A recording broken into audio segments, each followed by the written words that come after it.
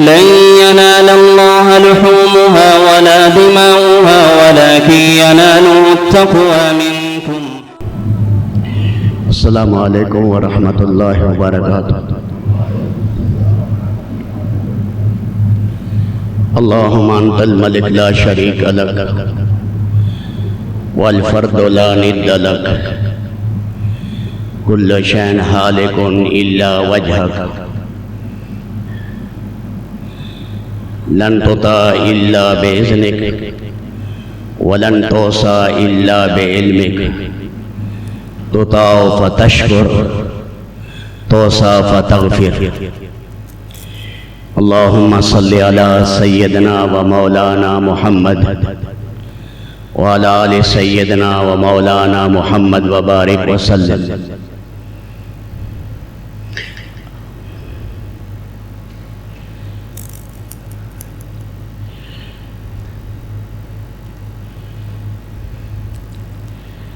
یہ عشرہ بڑا قیمتی عشرہ ہے.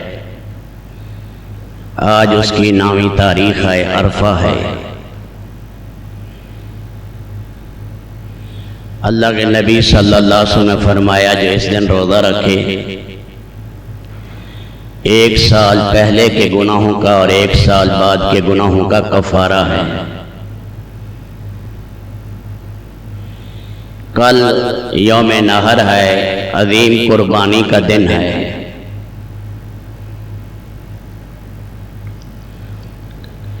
سیدنا ابراہیم علیہ السلام جب عراق سے فلسطین اور شام چلے گئے تو راستے میں ایک ظالم بادشاہ تھا.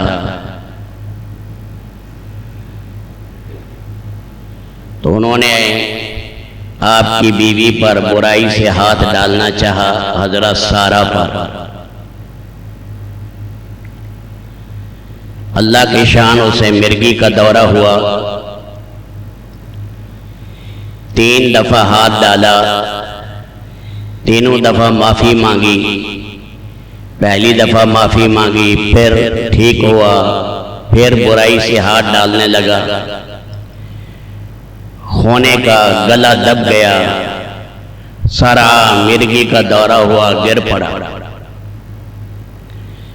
سیدنا ابراہیم علیہ السلام نماز میں تھے، حضرت سارہ ادھر تھی. آخر میں وہ کہنے لگا تو میرے پاس کوئی انسان نہیں لائے، یہ کوئی جنی ہے، یعنی حیرت انگیز کوئی مخلوق ہے. بادشاہ نے متاثر ہو کر حضرت سارہ کی کرامت سے اپنی بیٹی ہاجرہ خدمت کے لیے دے دی. یہ باندھی نہیں تھی، بادشاہ کی بیٹی تھی.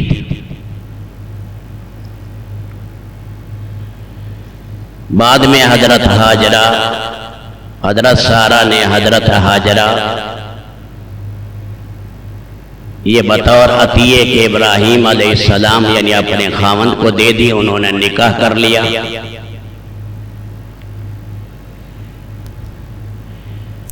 حضرت سارہ وہی فلسطین میں رہی. ابراہیم علیہ السلام نے اللہ تعالیٰ سے دعا مانگی، رب حب لی من الصالحین، اے اللہ مجھے کوئی نیک اولاد عطا فرما.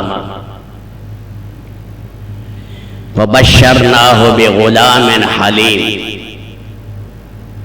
یہ فا کا لفظ ہے، یہ فوراً کے لیے آتا ہے کہ فوراً ان کی دعا قبول ہو گئی.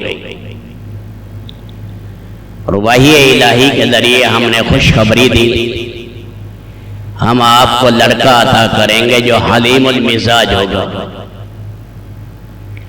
بردبار، متحمل، حوصلے والا آپ کا یہ بیٹا ہوگا. اس وقت حضرت ابراہیم علیہ السلام کی عمر 86 سال تھی. اللہ نے بیٹا دیا. پھر رب العالمین کے حکم سے جہاں مکہ مکرمہ ہے وہاں پر انہیں چھوڑا۔ لمبا واقعہ ہے۔ آخر کار جب یہ بیٹا قریب البلوغ ہوا،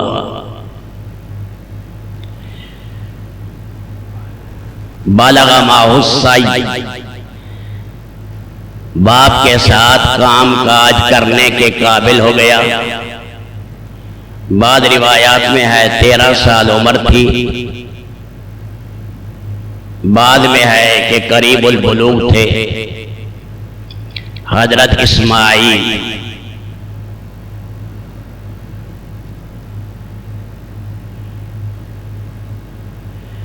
حضرت ابراہیم علیہ السلام نے خواب دیکھا 8ویں کی رات کہ میں اپنے بیٹے کو ذبح کر رہا ہوں۔ سارا دن اسی سوچ میں گزرا، اس لیے 8ویں کے دن کو یوم ترویح کہتے ہیں، سوچ و بچار کا دن۔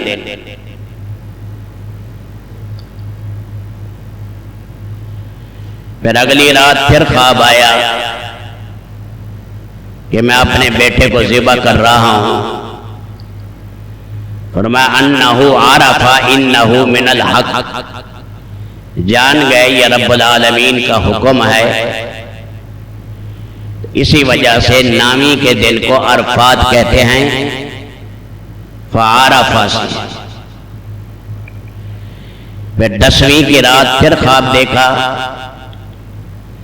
کہ میں اپنے بیٹے کو ذبح کر رہا ہوں، تو اسی وجہ سے 10ویں کے دن کو یوم النحر کہتے ہیں، ذبح کرنے کا دن۔ کل کا دن جو ہے یوم نحر ہے۔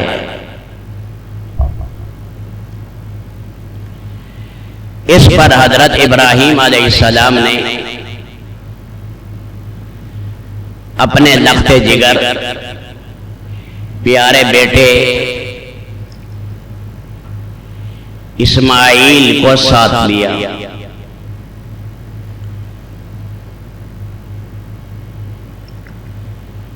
کہا میرے بیٹے، میں انی ارا فی المنام انی اذبحک،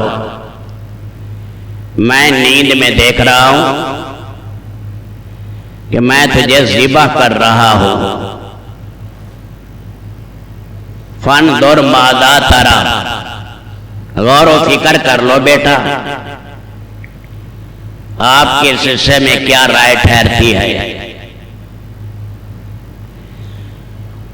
مقصد یہ تھا کہ بیٹا تیار ہے تو فابہا، تیار نہیں تو اسے ترغیب دی جائے، کیونکہ انبیاء کرام علیہ السلام کے سامنے جب دو راستے ہوں، ایک عزیمت کا اور ایک رخصت اور آسانی کا، تو اللہ کے نبی آسانی کا راستہ اختیار کرتے ہیں تاکہ امت اسی راستے پر چلے۔ آخر بیٹا بھی اسماعیل ابراہیمی کا تھا، تو یہاں انہوں نے شروع میں کہا یا بنیا، اے میرے پیارے بیٹے۔ اولاد پیاری ہوتی ہے، پھر جب 86 سال کے بعد ملا تو پھر آدمی اندازہ لگائے، اتنی ارمانوں کے بعد، خواہشات کے بعد اللہ نے یہ پیارا بیٹا دیا تو کتنی بڑی محبت ہوگی۔ انہوں نے کہا یا ابت، اے میرے پیارے باپ، افعل ما تؤمر، کر گزرے جس کا آپ کو حکم کیا گیا ہے۔ نبی کے خواب کو سمجھ گئے کہ اللہ کے نبی کا جو خواب ہے وہ وحی الہی ہے، کیونکہ شیطان نبی کے خواب میں اپنی تلبیسات اور اپنے خیالات نہیں ڈال سکتا، نبیوں کے خواب سچے ہوتے ہیں۔ اسے حکم الہی قرار دیا۔ ابا جان جب اللہ کا حکم ہے تو پھر انتظار کس چیز؟ کیسے اللہ پاک نے اس کی تربیت فرمائی تھی، کیسے وہ ہونہار اور لائق بیٹا تھا، تو اپنے بیٹے کو لے کر چلے۔ شیطان روایات میں آتا ہے حضرت ہاجرہ کے پاس آیا انسانی شکل میں کہ یہ آپ کا بیٹا اسماعیل کہاں گیا؟ تو ان کا ابا لے گیا کہ تمہیں پتہ بھی ہے وہ ذبح کرنے جا رہا ہے۔ فرمایا وہ تو اپنے بیٹے پر بڑا شفیق ہے، مہربان ہے، کیا کوئی باپ اپنے بیٹے کو ذبح کرتا ہے؟ اس نے کہا وہ یہ کہتا ہے اللہ کا امر ہے۔ تو حضرت ہاجرہ رضی اللہ تعالی عنہا نے فرمایا اگر امر الہی ہے تو پھر کر گزرنا چاہیے، اللہ کے امر کو پورا کرنا چاہیے۔ باپ آگے جا رہا ہے، بیٹا تھوڑے سے فاصلے پر پیچھے ہے۔ شیطان انسانی شکل میں اسماعیل کے پاس آئے، کہاں جا رہے ہو؟ تمہیں ذبح کرنے کے لیے جا رہے ہیں۔ فرمایا کوئی باپ اپنے بیٹے کو ذبح نہیں کرتا؟ انہوں نے کہا نہیں، وہ کہتے اللہ کا امر ہے۔ فرمایا اگر اللہ کا امر ہے تو پھر انہیں کر گزرنا چاہیے۔ پھر ابراہیم علیہ السلام نے دوبارہ اپنے بیٹے سے خواب کا تذکرہ کیا۔ انہوں نے کہا ابا جان میں اس کے لیے تیار ہوں۔ منہر میں لے گئے جہاں قربانی کرتے ہیں مینا میں۔ شیطان سیدنا ابراہیم علیہ السلام کے سامنے آیا رکاوٹ ڈالنے کے لیے کہ کیا کر رہے ہو؟ خوابی تو تھا، خوابی کی وجہ سے آپ یہ قدم اٹھا رہے ہیں اور آپ غلط کر رہے ہیں، بیٹے کو کوئی ذبح کرتا ہے؟ سیدنا ابراہیم علیہ السلام نے کھینچ کر 7 پتھر مارے، اسے کنکریاں ماری جہاں ہم شیطان کو کنکریاں مارتے ہیں، عقبہ گھاٹی کے پاس جمرہ کبریٰ کے اندر، جسے بڑا شیطان کہتے ہیں۔ پھر وہاں سے غائب ہو گئے، پھر درمیان میں پھر آ گیا اور پھر یہی وسوسے ڈالنے لگا۔ ابراہیم علیہ السلام نے کھینچ کر 7 کنکر مارے، پھر زمین میں دھسا اور آگے بھاگ گیا۔ پھر جہاں جمرہ اولا ہے وہاں ظاہر ہوا، وہاں پھر 7 کنکر مارے۔ تو یہ حجاج کرام 10ویں کے دن جب مزدلفہ سے آتے ہیں تو آ کر بڑے شیطان کو کنکریاں مارتے ہیں پہلے دن، 10ویں کے دن، پھر 11ویں اور 12ویں کو تینوں شیطانوں کو مارتے ہیں۔ اللہ کے نبی صلی اللہ علیہ وسلم نے فرمایا یہ ابراہیم کی سنت ہے اور یہ شاعر اسلام میں ہے جمرات کی رمی، اور ہر کنکری پر اللہ ایک مہلک گناہ ختم کرتے ہیں۔ اور ساتھ یہ فرمایا کہ یہ کنکریاں شیطان کو نیزے کی طرح لگتی ہیں اور وہ چیختا اور پکارتا ہے۔ پھر اس کے بعد ابراہیم علیہ السلام نے بیٹے کو تیار کیا۔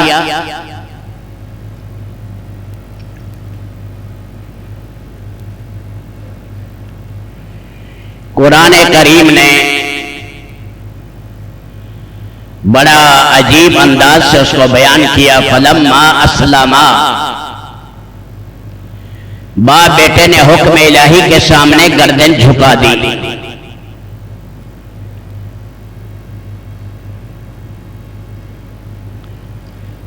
اور دونوں ملے کہ یہ زندگی کی آخری ملاقات ہو جائے۔ باپ نے روتے ہوئے اپنے بیٹے کی پیشانی چومی اور بیٹا باپ کو چومتا رہا اور کہا ابا جان موت بڑی سخت چیز ہے، آپ چھری کو تیز کر دے تاکہ میری جان اللہ کے نام پر آسانی سے نکل جائے۔ ابا جان اچھی طرح مجھے باندھ دینا تاکہ ذبح کرتے ہو آپ کو تکلیف نہ ہو۔ اپنے کپڑے خون سے بچانا، کہیں میری ماں ان خون کے دھبوں کو دے کر بے قرار نہ ہو جائے۔ مناسب سمجھے تو میرا کرتا پہلے اتار لیں، میری اماں کو دے دینا تاکہ اسے تسکین ہو، اور ایک روایت میں ہے کہ آپ کفن کے اندر اس کو ملا دینا۔ فلما اسلم، عربی میں اسے شرط کہتے ہیں، اور پھر آگے جزا کا ذکر ہونا چاہیے۔ قرآن کریم نے اس کو بیان نہیں کیا کہ باپ بیٹے کی وہ کیفیت تھی، باپ کے ذبح کرنے کی اور بیٹے کے قربان ہونے کی کیفیت تھی کہ الفاظ اس کی ترجمانی نہیں کر سکتے۔ سارا منظر آسمانی مخلوق دیکھ رہی تھی، اربا خربا فرشتے یہ نظارہ دیکھ رہے تھے کہ کیا ہو رہا ہے۔ فَطَلَّهُ لِلْجَبِينِ، انہوں نے کروٹ کے بل انہیں لٹایا اور بسم اللہ اللہ اکبر کہا، اور ایک روایت میں یوں کہا اللہ اکبر اللہ اکبر۔ اوپر جبریل نے کہا لا الہ الا اللہ اللہ اکبر۔ پھر اسماعیل علیہ السلام نے کہا اللہ اکبر لا الہ الا اللہ، اللہ اکبر لا الہ الا اللہ، واللہ اکبر وللہ الحمد۔ تو یہ کلمات ابراہیم علیہ السلام اور جبریل علیہ السلام اور اسماعیل علیہ السلام کے ہیں۔ اللہ کو قربان ہوتے وقت یہ کلمات ایسے پسند آئے کہ امت محمدیہ کے لیے یہ شاعر قرار دیے کہ نامی کے دن صبح سے لے کر 13ویں کے دن عصر تک ان کلمات کو ہر فرد نماز کے بعد ادا کرو۔ یہ مجموعہ ہے وہ پاکیزہ کلمات جو ابراہیم علیہ السلام، جبریل علیہ السلام اور اسماعیل علیہ السلام نے کہے، لیکن چھری کو اللہ کا امر تھا کہ کاٹنا نہیں۔ ایک نبی میں 4000 آدمیوں کی طاقت ہے، اور ابراہیم علیہ السلام اولو الانبیاء میں ہیں جو 5 بڑے نبی ہیں۔ پھر ان 5 بڑے نبیوں میں 2 بڑے نبی ہیں، ابراہیم علیہ السلام، محمد علیہ السلام۔ اور گردن ہے، کتنی نازک جگہ ہے، اور وہ بھی اسماعیل کی گردن ہے، 13 سالہ بچہ ہے، نہیں پھول کی طرح، پنکھڑیوں کی طرح نازک گردن ہے، لیکن امر الہی بڑی چیز ہے، اس سے بڑی آہنی دیوار کائنات میں کوئی نہیں جو امر الہی ہے۔ بعض مفسرین نے تو یہ لکھ دیا کہ اللہ نے گردن کو پیتل کا بنا دیا،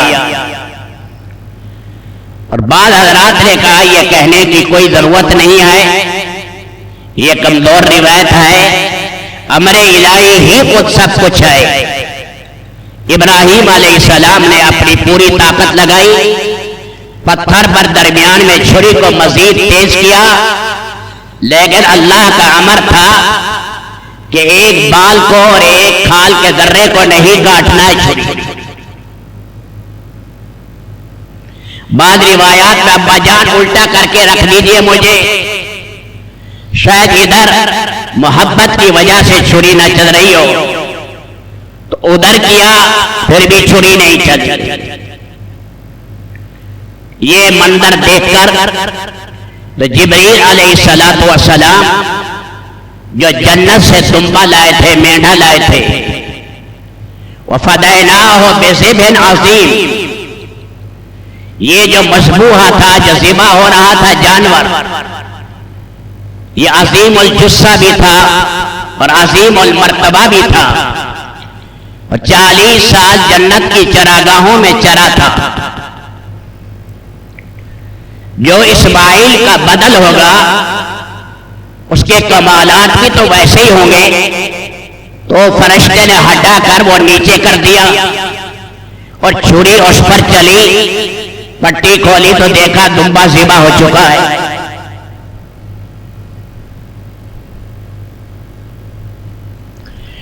اس پر اللہ تعالیٰ نے کہا سلام علی ابراہیم ان ھذا لہو البلاء المبین.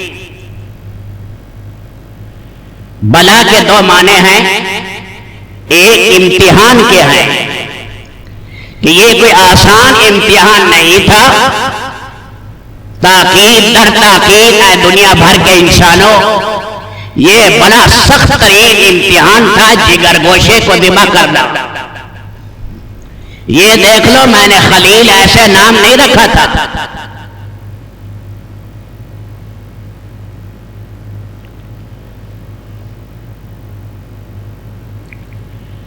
محبت کے علماء نے درجات لکھے ہیں، کیونکہ پیارے نبی صلی اللہ علیہ وسلم نے بھی فرمایا ہے اگر میں دنیا میں کسی کو خلیل بناتا تو ابو بکر کو بناتا، لیکن میرے خلیل میرے اللہ ہیں اور اللہ کا خلیل میں ہوں. ابراہیم اور محمد علیہ السلام دونوں اللہ کے حبیب بھی ہیں، اللہ کے خلیل بھی ہیں. خلت کس کو کہتے ہیں؟ خلیل بنایا. محبت ہو جب محب محبوب سے محبت کرے، اس میں پہلا جو تعلق ہوتا ہے اس کو کہتے ہیں علاقہ. ہماری حصی زبان میں علاقہ کہتے ہیں، عربی میں علاقہ کہتے ہیں کہ محب اور محبوب میں ایک تعلق قائم ہو گیا. یہ پہلی محبت کا درجہ ہے علاقہ. پھر محبت جب آگے بڑھتی ہے تو پھر اس کا درجہ آتا ہے ارادت. میں اس کا مرید ہوں، ارادت ہے تو اس کے اندر میں اس کے تابع ہو گیا، میری کوئی خواہش نہیں. محب کہتا ہے خواہش تو اب محبوب کی چلے گی. پھر اگلا جلتا صبابت کا درجہ ہے. اگلا درجہ سب کہتے ہیں پانی کا اوپر سے نیچے کو آنا. محب محبوب کی طرف پلٹا کھا جاتا ہے، بہہ جاتا ہے، قربان ہو جاتا ہے، بہتا ہے. یہ تیسرا درجہ صبابت کا ہے. محبت کا چوتھا درجہ غرام ہے. غرام اور غریم کہتے ہیں توان کو، چٹھی کو، قرضے کو. قرضہ آدمی کو چمٹ جاتا ہے، جان نہیں چھوڑتا.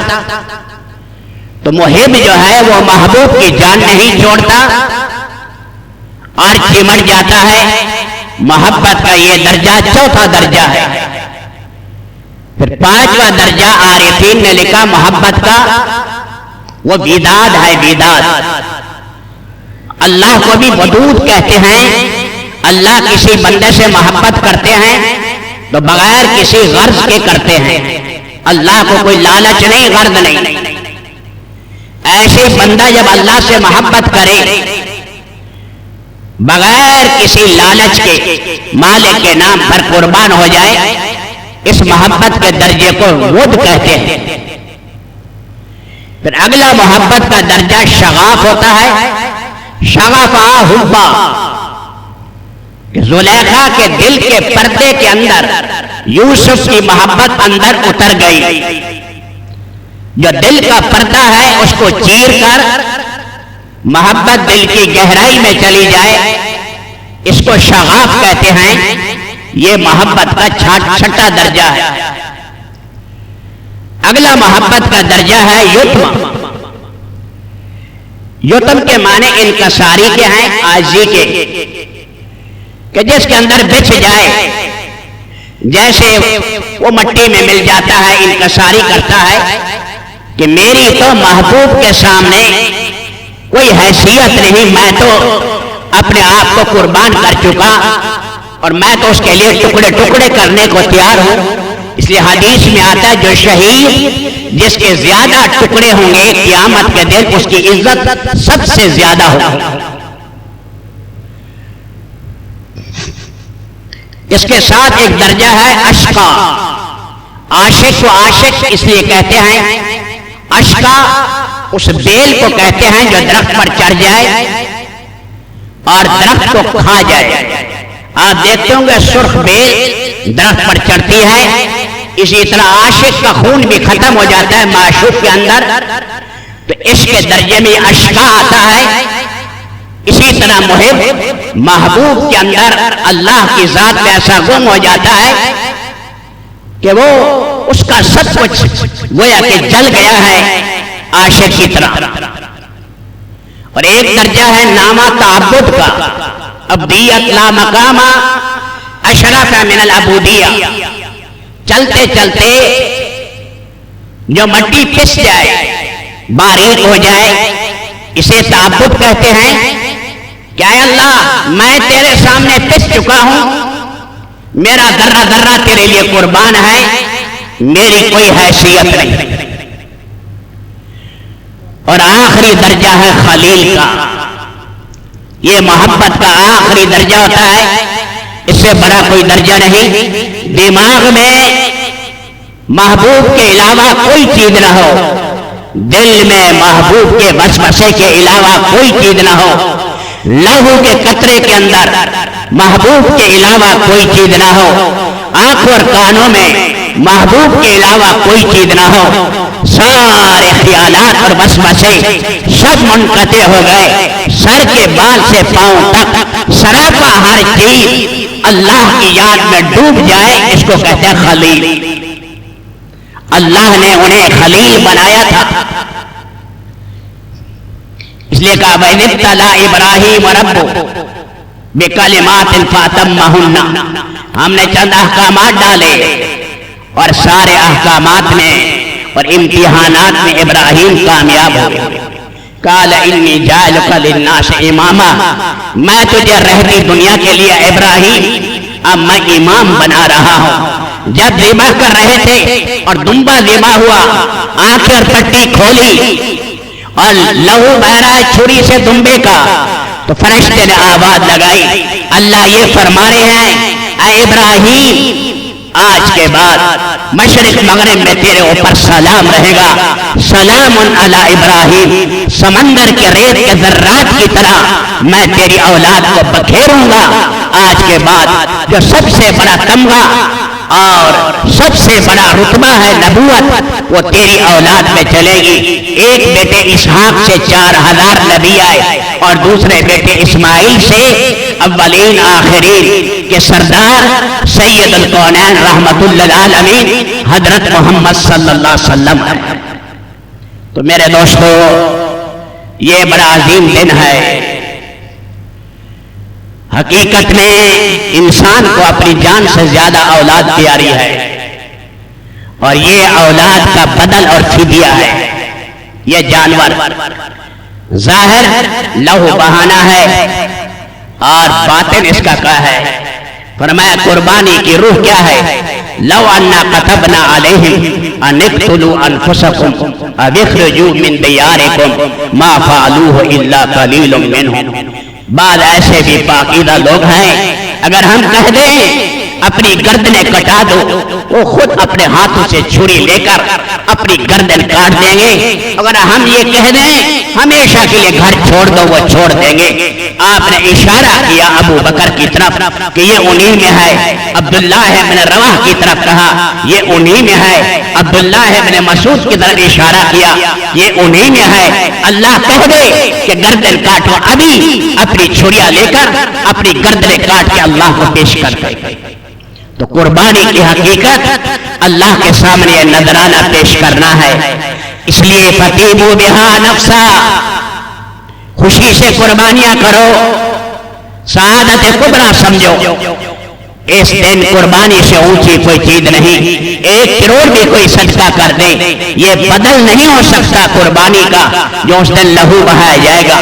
لَن يَنَالَ اللَّهَ لُحُومُهَا وَلَا دِمَاؤُهَا وَلَٰكِن يَنَالُهُ التَّقْوَىٰ مِنكُمْ. آج اللہ تمہارا جذبہ دیکھیں گے، کتنے میرے ہو. تمہاری صدق نیت دیکھیں گے، تمہارے تقوی کو دیکھیں گے، کتنا گناہوں سے تم بچتے ہو. تو اپنے خواہشات پر، گناہوں پر چھری چلا دینا، ہمیشہ کے لیے ختم کر دینا، ابراہیمی راہ اختیار کرنا. اللہ کی سلامتی تمہارے اوپر بھی قیامت تک رہے گی. اللہ تعالی رب العالمین کمال اخلاص، کمال صدق کے ساتھ قربانیاں کرنے والا بنائے. انشاءاللہ عید نماز 6:15 بجے ہوگی. وقت پر سارے حضرات تشریف لائیں. لن ينال الله لحومها ولا دماؤها ولكن يناله التقوى منكم